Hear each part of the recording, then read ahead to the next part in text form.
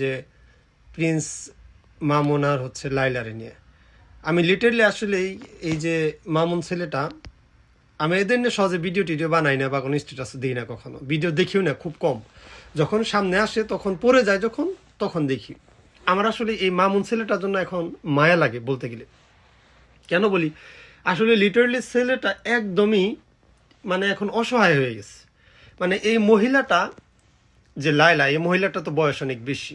তো দেখা যায় যে এই মহিলা মামুনরে কোথাও যেতেও দিবে না, কিছু করতেও দিবে না। এদিকে মামুনের বয়স কম, এই 20-22 বছরের পোলাপান, একটু দুষ্টমি তো করবেই। তো এর মধ্যে হচ্ছে এইগুলো আবার হচ্ছে যে ওই মহিলাটা পছন্দ করে না। কিন্তু মহিলা যে পছন্দ করে না, এখন তো মহিলার সাথে ফ্রেন্ডলি জাস্ট আছে, মামুন ফ্রেন্ডলি আছে, কারণ মহিলা 4-5টা মামলা করছে।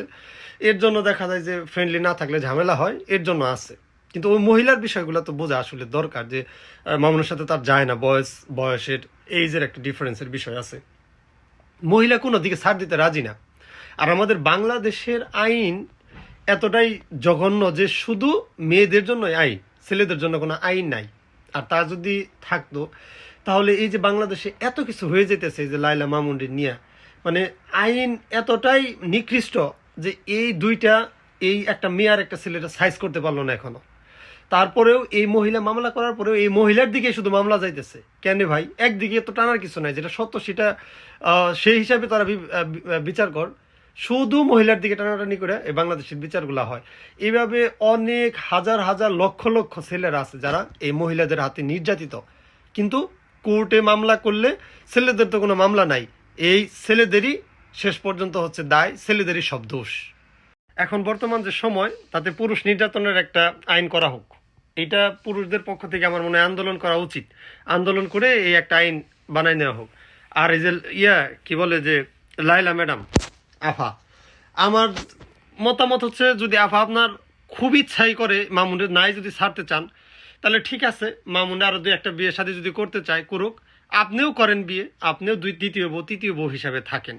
এত প্যারা নিয়ে আর কিছু নাই। তারপরে পোলাটার একটু শান্তিতে থাকতে দেন না। আপনার যে অবস্থা দেখি, আপনি শিক্ষিত মানুষ, আপনার ফ্যামিলি মোটামুটি ভালো, তো সব মিলে যতটুকু দেখছি ফেসবুকে আর কি।